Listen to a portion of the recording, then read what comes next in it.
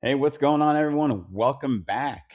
This is episode 16, if I can keep my count. Welcome to it. So, before we dive into today's episode, let's get our 10 seconds of posture check on. Here we go. Shoulders up to the ears, pinch your shoulder blades back, pull your shoulder blades down, tuck your chin in. Let's hold that. Lift the chest. Let's hold that. Squeeze shoulder blades back a little bit more. Let's hold that. 10, 9, 8, 7, head back, 6, chest up, 5, 4, 3, 2, 1. Fantastic. Whew. You could stay there or let loose. Up to you. But the good news is we got 10 seconds, a little bit of posture time from you. All right. So moving forward in today's episode, we got episode 16, weight training for the long game of life. That's right. It's a long game of life. Episode 16. So yeah, it's a long game where it's like that inevitable effect versus like, why should we weight train for this aesthetic and on that nutrition plan. This episode's talking about the longer part of it, the longevity part. It's really important. Really, really, truly is. But it's a little side note before we get into more details here. As some of you know, I live in Kansas City, Missouri, and summer's here. It's been in the early 90s throughout the week, and next week it's gonna be in the mid 90s. Humid. UV rays are out. On the internet phone thing said UV rays are at 9. So yeah, stay hydrated. Stay if you go outside, short times outside in the mornings, late at nights. Yeah, stay cool. Don't let that heat catch up to you. Oof. All right, enough with the Kansas City weather report. Let's move on. Today's episode, I'm going to talk about 7 different topics about weight training for the long game of life. Topic 1, I'm just going to get it out of the way right now. The aesthetics, the looks, the appeal of looking at the tone, the arms popped out, the chiseled chest, maybe the quadzilla, maybe the abs, maybe the six pack in the back, the aesthetics, the appeal. You know, when you look at someone, like, that person works out, definitely weight trains. Yeah. And there's with the aesthetics, there's a mix to that. There's genetics, which is a very small percent, but genetics do play a role. There's the nutrition, which we're not really going to talk about a whole lot of nutrition, calories, macros, protein, and are you getting your meal times in?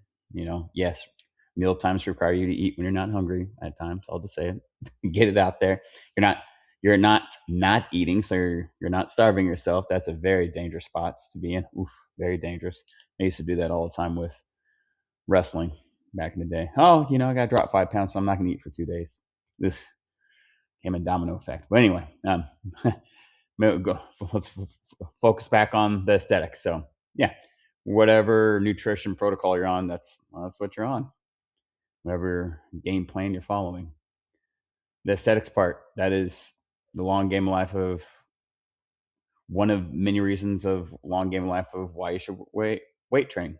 That's if that's important to you. You can take all these bullet points, you can take a few of them, take one, apply it, learn from it. That's going to be up to you. Yeah, the working out to look better, whatever that means to you. You that could be a good little protocol, a good little action. Summertime's could be around the corner. Shooting for summertime next year, hanging out at the lake, whatever. Quote, look better than the friends, the family. Kind of get out of the family habits. It's a long hurdle heap.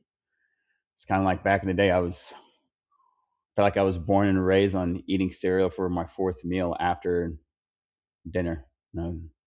And yeah, it caught up to me.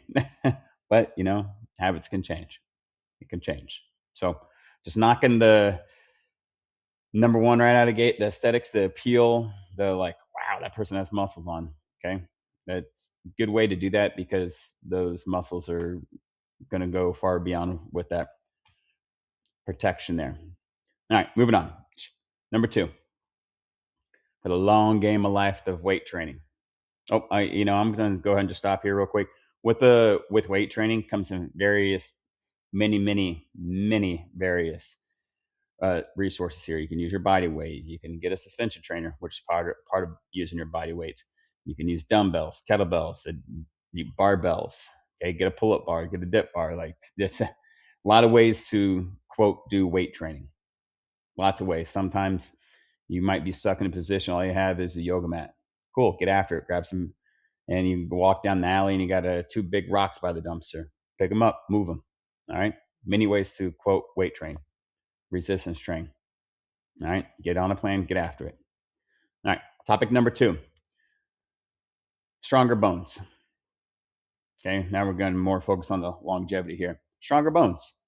Seriously, when you have resistance training, weight training at some sort of form or some sort of degree, it builds the calcium phosphate around your bones, placing that external demand on your body, and you're moving, whether it's for sets, reps, time, whatever your protocol is, it's going to build stronger bones. All right. If you know anything about fighters, we'll take a boxer for an example. They're going to have real strong hands, wrists, and fists. Real strong. Okay. Used to hitting. Okay. It's especially those two first knuckles right in that area. When I was growing up, I used to have a friend that was from Guam. He was a Thai fighter when he was a kid. He showed me all of his bones and his scars on his shins, but his shins were serious. I didn't make that dude angry or mad. I'm glad he was nice and he was on my nice side. We'll just say that. Yeah. So they're just building that calcium phosphate around your bones. It's going to help with longevity of things. All right. And a lot of these bullet points can tie in together. All right. Number 3, stronger tendons and ligaments. All right. So with your tendons is where the muscle attaches, the ligaments are going to be around your joints. And as you develop muscle or you're making your bones stronger, whatever weight training protocol that you're doing, you're going to naturally have stronger tendons and ligaments than if you're not doing some sort of resistance training or weight training. Okay. If you're just sitting there, not moving, not hitting the weights, or, not at least, doing a body weight squat, it's not going to be good news for you later down the road. All right. You got to get after it. Got to move. Just then again, naturally building those tendons and ligaments is going to help a lot with your joint health, help a lot with the muscular development, help a lot with the body moving proper. Okay. Not going too deep into these bullet points a whole lot, but as you age, their tendons and ligaments are going to get weaker if you don't do some sort of weight training. Just, it's kind of one of those things. You use it or you lose it, period. All right. Number 4, helps with ADL, activities of daily living. I'm going to repeat that again. Helps with activities of daily living. So for those who sit around and watch TV for 2 to 3 hours and scroll on social media, you're sitting there. At some point, you're going to have to get up and go to the bathroom. Now, if you're just lazy, you can go doo-doo right there on the couch. At some point, you're going to get up and go to the bathroom. That requires you to stand up off the couch chair. Requires you to move forward. Requires you to sit down on the toilet, or however your bathroom space is. Maybe you don't have a toilet, you got a little hole in the floor, whatever. Requires you to squat down. Okay, stand up, move, squat down. Okay, and that's just an example. You getting up to go to the bathroom. Goblet squats, barbell squats, kettlebell front squats, bodyweight squats. Helps with you doing that. Helps a lot. Let's say you're carrying your phone with you.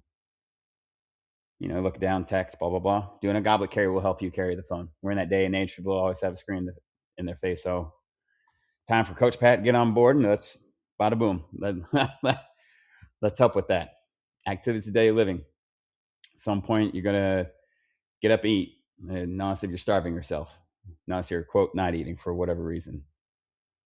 All right. At some point, you might have to cook. At some point, you might have to grab a package off the floor. At some point, you might have to go to the grocery store, put stuff in the cart, pick stuff out of cart, move stuff from cart to car. At some point, you might have to carry the trash out. At some point, you need to move the body to get some shit done. At some point. All right. So weight training helps with those things. All right, topic number 5, better balance. When you weight train, move the body in multiple directions or whatever your routine is, where that's going to transfer into the daily life of balance. All right, you got poor balance in both feet. Whenever you squat, I'm sure we all have. If at least maybe you haven't heard this, maybe most of you, maybe some.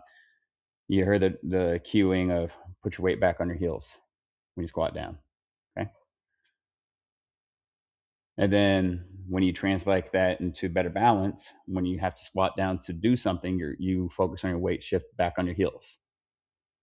Say if you squat and you put your weight on your toes, you're going to lose your balance. Just the nature of it. So that will translate to better balance when you're trying to get some shit done in life. Good position to be in as you age. Real good. All right. Maybe you weight train on one leg. Okay, I always press for people to do that. For example, reverse lunge to high knee. That's going to translate well. Yeah, it sucks doing. I'll just say it sucks. But that shit is needed to help you have better balance just for your day-to-day activities.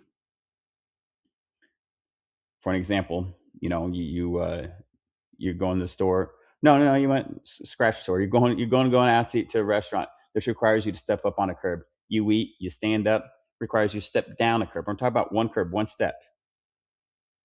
As we age, if we lose balance, that step can come lethal real quickly. And boom, bad time. Jacked up face, sprained wrist, shoulder, the list goes on. We're talking about one step. And if you're not working on your balance, working on resistance training, you're going to lose balance with your day-to-day life. All right, I'm going to let that hit hard for you if you want. Number 6, stay with me. Stay with me. Don't go ahead and hit pause yet. Number 6 is brain health.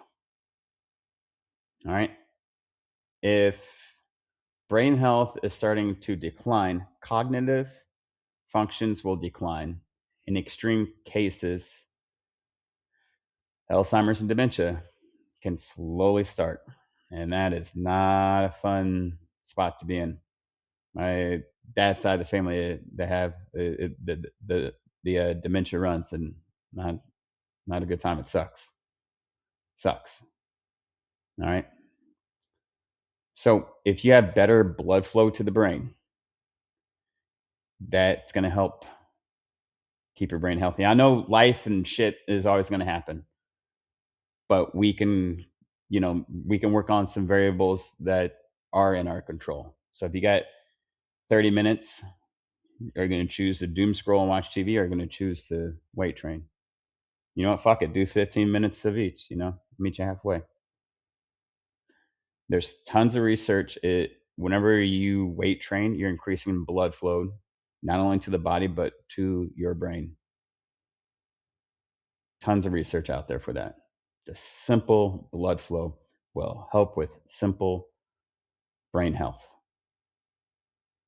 I'm gonna let that sit in. All right. And then I did say 7 topics. I got a bump. I got number 7 here. We didn't even touch metabolism yet. And I'm not going to. Just talk about some simple longevity and how weight training helps with simple longevity. Number 7 is how often should we weight train? That's just get answered. I get asked this question a lot. See it on social media a lot. As my time when I started as a fitness trainer, yes, I'm not gonna lie to you, my answer has changed. I am 39 years old currently, and when I see the long game of life, and of course, we're trying to juggle life outside of that. Here's my flat answer with this: get in 3 days a week minimum. Minimum 3 days a week. Full body workouts. I always tell people to do full body. Don't do legs only or do chest only. Just do full body. That means you're hitting upper body, lower body, core work. Okay, all that. Minimum 3 days a week. Minimum 30 minutes. Minimum. That's only 90 minutes a week. I'm gonna let that sit in. 90 minutes a week. There's 24 hours in a day. And if you feel like you don't have time to get in 90 minutes minimum, time, spread out 3 times a week, look at your phone and see how much screen time that has been on your phone. Not just daily, but weekly. We're in that day and age where we're on their phones. Okay, cool. I'm going to live with you. Look at it. Okay. Remember, I said minimum for those who are looking for more of a body recomp. So, really trimming that body fat, really, where I'm going back to topic one, pushing the aesthetics 4 to 5 days a week. 6 if you can. You're going to get results faster. Okay. So, minimum 3. We're looking for more of that body recomp, the body recomp 4 to 5. 3 days a week, you can get that body recomp in there. It's going to be extremely harder without that fourth day. Okay. Now, let's say you don't have time for 30 minutes, that's cool. Do 15. That 3 times a week. I'm going to keep that frequency three times a week. I'm not going to let it go. That's like saying, hey, you know what? You can brush your teeth 3 times a week. We all know it's twice a day. And you can only floss once a month. We all know you should floss daily. Okay, I'm gonna let that sit in. These are just some examples. Okay. Hey, I hope this helps. Take one, take two, take a few, take all, and apply it. Hang out with it.